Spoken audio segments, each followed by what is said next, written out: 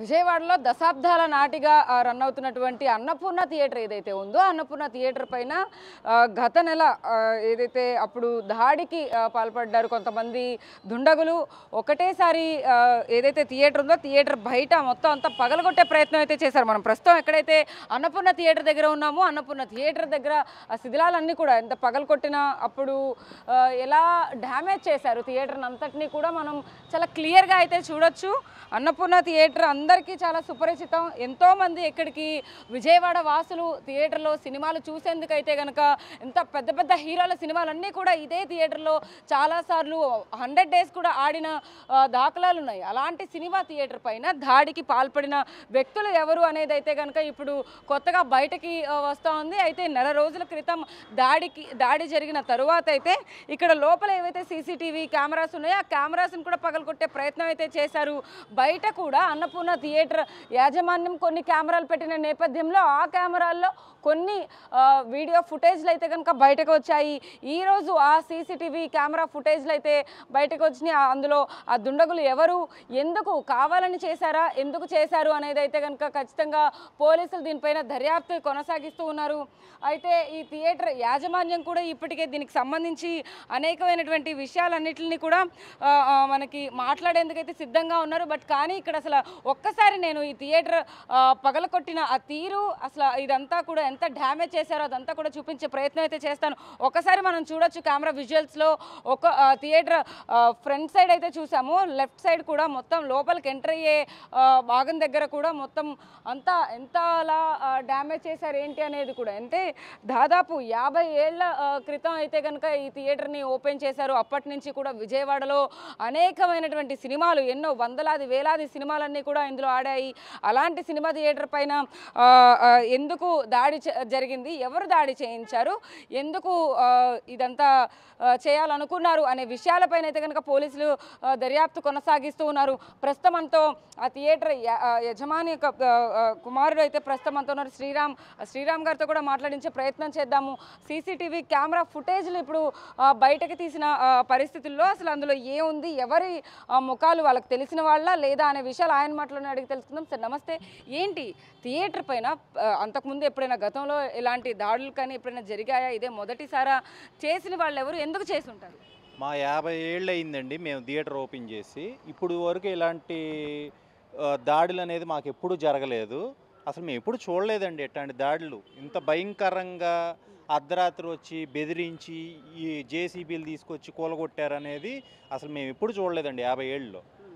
అంటే ఆస్తి వివాదాల వల్ల కానీ లేకపోతే మాకు ఇందులో భాగస్వామ్యం ఉంది అంటూ ఎవరైనా రావడం అలా ఏమైనా ఉందా, లేకపోతే మాకు అసలు ఆస్తి తగాదాలు ఏమి లేవండి. విజయవాడలో ఉండేది అల్లా నేను ఒక్కడనే ఇక్కడ ఉంటానండి. డైలీ నేనే చూసుకుంటాను. మా ఫాదర్ తర్వాత నేనే మేనేజ్మెంట్ చేస్తున్నానండి. మా ఫాదర్ ఏజ్డ్ పర్సన్ అండి. సో నేనే డైలీ మేనేజ్మెంట్ చేస్తున్నా. మా కజిన్స్ కానీ ఎవరు ఇక్కడ ఉంటారండి, అందరూ హైదరాబాద్లో ఉంటారు. అసలు ఎవ్వరు మా థియేటర్కి కూడా రారు. అసలు మాకు ఎటువంటి ఆస్తి తగాదాలు మాకు లేవండి. దాదాపు ఎంత నష్టం వాటిలో ఉండొచ్చు? అంటే మనం స్టార్టింగ్ నుంచి చూసుకుంటే మొత్తం గోడలని పగలు కొట్టేసి అద్దాలతో పాటు ఇవన్నీ కూడా స్టెప్స్ లోపల ఎక్కడ కూడా ఎంట్రన్స్ 1 month అవుతుంది అంటున్నారు. అప్పటి నుంచి ఓపెన్ లేదా అసలు థియేటర్? ఎంత నష్టం వాటిలో ఉండొచ్చు? దగ్గర 1 కోటి నుంచి 1.5 కోటి నష్టం వాటిల్లిందండి మాకు. అయినా సరే మేము ఫిర్యాదు చేసామండి. దాడి జరిగాక తగిన చర్యలు తీసుకోమన్నాం. ఇవాళ మాకు సీసీ ఫుటేజ్ వచ్చిందని చెప్తే గుర్తించమంటే మేము సీసీ ఫుటేజ్ చూస్తే 3 personsని మేము గుర్తించామండి. అంటే వాళ్ళు తెలిసిన వాళ్ళైనా ఆ వ్యక్తులు ముగ్గురు ఎవరు అంటారు? ఒకళ్ళు శశిమోహన్ అండి, ఇంకోళ్ళు నందు, ఇంకోళ్ళు జయప్రకాష్ అండి. వాళ్ళు హైదరాబాద్లోనే ఉంటారండి 15 ఏళ్ళ నుంచి. అసలు విజయవాడకి సంబంధం లేదండి వాళ్ళకి. వాళ్ళు మ్యారేజ్ అయిన దగ్గర నుంచి వాళ్ళ అత్తగారాల ఇంట్లోనే ఉంటారు. 15 ఏళ్ళ నుంచి వాళ్ళు అక్కడే ఉంటున్నారండి. అసలు విజయవాడతో ఎప్పుడు సంబంధం లేదండి. అలాంటి పర్సన్స్ విజయవాడ వచ్చి తెల్లవారుజామున ఇంత కూలగొట్టాల్సిన అవసరం వాళ్ళకి ఏం వచ్చిందనేది మాకు అర్థం కావట్లేదండి. దీని వెనకమాల ఎవరైనా ఉన్నారా, ఎవరైనా చేపిస్తున్నారా, అసలు వీళ్ళ ఇంటెన్షన్ ఎవరు? అసలు వ్యాపారవేత్తలా, మీ ఫ్రెండ్సా, ఫ్యామిలీ ఫ్రెండ్స్ ఎవరు వీళ్ళు? మా బాబాయ్ వాళ్ళ పిల్లలండి. మీ సొంత బాబాయ్ వాళ్ళ? మా బాబాయ్ గారు మొన్న 1 year బ్యాక్ చనిపోయారండి. వాళ్ళ అబ్బాయి అండి. ఓకే. అంటే మీకు ఎప్పుడు అనుమానం రాలేదా వాళ్ళు వచ్చి చేయించారు అన్నట్టుగా? అనుమానం రాలేదండి. ఇది జరిగాక కూడా వాళ్ళని కూడా మేము అడిగాం, మీకేమన్నా తెలుసా, మీరేమన్నా చేశారా ఏంటి ఏమని అడిగితే అసలు మాకేం సంబంధం లేదు అది ఇది అన్నారండి. మార్నింగ్ కూడా నేను మాట్లాడానండి.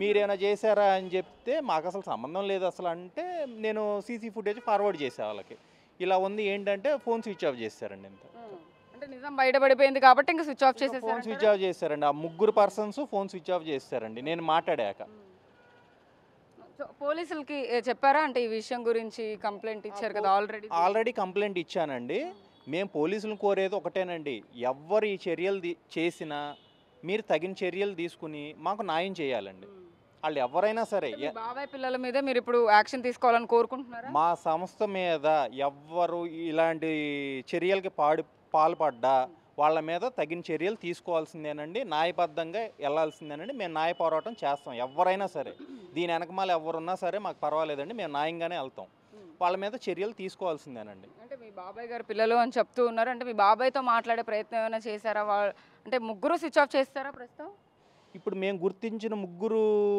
చేసిన వాళ్ళు సీసీ ఫుటేజ్లో వాళ్ళు ముగ్గురు స్విచ్ ఆఫ్ చేశారండి నేను మాట్లాడాక వాళ్ళకి ఈ సీసీ ఫుటేజ్ చూపించాక స్విచ్ ఆఫ్ చేశారు అంటే వీళ్ళ ముగ్గురేనా ఇంకొంతమంది ఎవరైనా ఉన్నారా దాడి ముగ్గురితో పాటు ఇంకా ఉన్నారండి 10 మంది దాకా ఉన్నారు వాళ్ళని మేము ఐడెంటిఫై చేయలేకపోయామండి వాళ్ళ ముగ్గురిని కనుక్కుంటే దర్యాప్తు చేస్తే వాళ్ళు చెప్పగలుగుతారండి ఎందుకంటే వాళ్ళతోనే వచ్చిన వాళ్ళు లాగా ఉన్నారు వాళ్ళు వీళ్ళు కారులో వచ్చారండి స్కూటర్లో వచ్చారు ఎవరో 10 మంది దాకా కుర్రోళ్ళు ఉన్నారండి 10 నుంచి 12 మంది దాకా కుర్రోళ్ళు ఉన్నారు సో దాడి చేసినప్పుడు కూడా అంటే వాళ్ళు ఎలాంటి మారణాయుధాలతో వచ్చారు ఏంటి అనేది సీసీ ఫుటేజ్లో ఒకళ్ళ చేతిలో ఏదో రెంచుల్లాగా ఏదో సంథింగ్ ఏదో వెపన్స్ లాగా ఉన్నాయండి చేతిలో పట్టుకున్నట్టు అంత క్లియర్గా చూడలేదండి నేను సీసీ ఫుటేజ్లోనే ఉన్నాయండి ఒక అతను నందు అనే చేతిలో ఏదో వెపన్స్ లాగా ఉన్నాయి బాగానే ఉంటారా అంటే జనరల్గా ఉంటారండి ఇప్పుడు చిన్నప్పటి నుంచి కలిసే పెరిగారు చిన్నప్పటి నుంచి అందరం కలిసే ఉన్నామండి అందరం బాగానే ఉంటాం అసలు వాళ్ళు ఎవ్వరు విజయవాడలో ఇక్కడ ఉండరండి 15-17 ఏళ్ళు అయిపోయిందండి హైదరాబాద్ వెళ్ళిపోయి కూడా మ్యారేజ్ అయిపోయిన తర్వాత వెళ్ళిపోయారండి శశిమోహన్ వీళ్ళందరూ సో మరి అంటే నెక్స్ట్ స్టెప్ ఏం తీసుకోకపోతున్నారు అంటే మీ ఫ్యామిలీ మెంబర్స్లోనే ఉన్నారు వాళ్ళే చేశారు అని తెలిసిన తర్వాత ఇప్పుడు దీనికి ఎలాంటి యాక్షన్ తీసుకోవాలనుకో అసలు యాక్చువల్గా అయితే వాళ్ళ ముగ్గురికి థియేటర్కి సంబంధం లేదండి వాళ్ళకి కానీ అసలు వాళ్ళతో ఎవరన్నా చేపించారా ఉద్దేశపూర్వకంగా అసలు వాళ్ళ ఇంటెన్షన్ ఏంటి అనేది బయటపడాలండి వాళ్ళని ఎంక్వైరీ చేస్తే కానీ వాళ్ళ నుంచి బయటికి రావాలండి నిజాలు ఎలాంటి క్లూ లేదా నిజంగా అసలు వాళ్ళు ఎందుకు చేసి ఉంటారు అనేది మాకు అసలు ఎటువంటి క్లూ లేదండి అసలు క్లూ ఉంటే ఈరోజు మేము సీసీ ఫుటేజ్ చూసాక మేమే షాక్ అయ్యామండి వీళ్ళు ఉన్నారేంటి ఇందులో అని అందుకని వాళ్ళని కూడా మేము కన్సల్ట్ చేసాం ఫోన్ చేసి ఏంటి మీరు ఏమైనా చేశారా అని అడిగాం మేమేం చేయలేదు అన్నారు ఒకసారి లైన్లో ఉండండి అని చెప్పి ఫార్వర్డ్ చేసే వాళ్ళకి చేస్తే ఫోన్ స్విచ్ ఆఫ్ చేస్తారు ఇలా మీడియాలో వచ్చిన తర్వాత ఏమైనా మాట్లాడే ప్రయత్నం కానీ కాల్స్ కానీ వేరే నెంబర్ నుంచి కాల్స్ చేయడం కానీ ఏం చేయలేదా ఏమీ చేయలేదండి వాళ్ళు అసలు స్విచ్ ఆఫ్ చేశారండి వాళ్ళు ఎవ్వరు నాతో మాట్లాడట్లా ఎప్పుడైతే నేను అడిగానో వీడియో చూపించి అడిగానో ఇంకా స్విచ్ ఆఫ్ చేస్తారండి ఎవరు మాట్లాడట్లా నాతో దీని మీద మీరు పరువు నష్టం కానీ లేకపోతే దీనికి సంబంధించి వాళ్ళ దగ్గర నుంచి ఏం కోరుకుంటున్నారు ఈ చర్యలు ఎవరు చేసినా అండి వాళ్ళ మీద తగిన చర్యలు తీసుకోవాలి వాళ్ళని శిక్షించాలి కఠినంగా ఇంకోసారి ఎవరు చేయకూడదండి ఇలాంటి ఈ వ్యాపారం వల్ల అండి దీని కింద ఒక 30-40 మంది ఉపాధి పొందే వ్యాపారం అండి ఇది ఇప్పుడు వాళ్ళందరూ ఉపాధి కోల్పోయారు ఇది మా తాతగారు 50 ఏళ్ళ క్రితం స్థాపించారండి మా తాతగారు మా నాన్నగారికి ఇచ్చారు మా నాన్నగారు మాకు ఇచ్చారు మా కింద ఒక 30-40 మంది ఎంప్లాయ్మెంట్ ఉన్నప్పుడు వాళ్ళందరూ ఉపాధి పోగొట్టారండి వీళ్ళు ముగ్గురు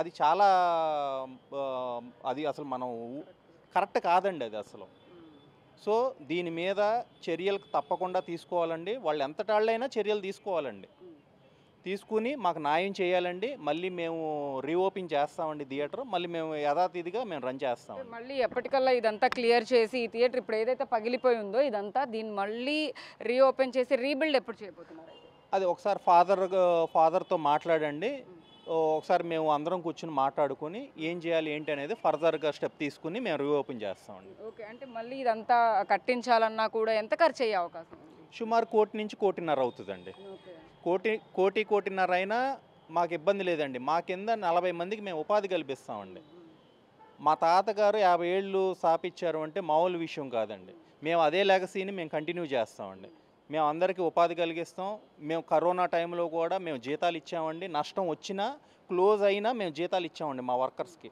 20 మందికి డైలీ ఇచ్చాం ఎవ్రీ మంత్ మేము శాలరీ ఇచ్చాం అలాంటిది మాకు లాభ నష్టాలతో మాకేం సంబంధం లేదండి మేము 100% ఆ లెగసీని మేము కంటిన్యూ చేస్తామండి రీఓపెన్ చేస్తాం ఒక బ్రాండ్ని మళ్ళీ అన్నపూర్ణ శకుంతల థియేటర్ అనేది త్వరలోనే మేము రీఓపెన్ చేస్తామండి అదే పరిస్థితి. మొత్తం మీద అన్నపూర్ణ శకుంతల థియేటర్ మీద ఎవరైతే దాడి చేశారో ఖచ్చితంగా వాళ్ళ కుటుంబ సభ్యులే అని చెప్పి కూడా సీసీటీవీ కెమెరా ఫుటేజ్లో బయటపడిందని శ్రీరామ్ అంతా చెప్తున్న పరిస్థితి అయితే ఉంది. మళ్ళీ ఇది రీఓపెన్ చేయడానికి అయితే ₹1.5 కోటి ఖర్చు అవుతుంది. బట్ కానీ ఖచ్చితంగా 50 ఏళ్ళగా ఎలా అయితే నడిపామో మళ్ళీ దాన్ని ఆ లెగసీని మళ్ళీ కంటిన్యూ చేస్తాం తప్ప ఎక్కడా తగ్గేదిలే అంటూ కూడా శ్రీరామ్ అంతా చెప్తున్న పరిస్థితి కనపడుతుంది.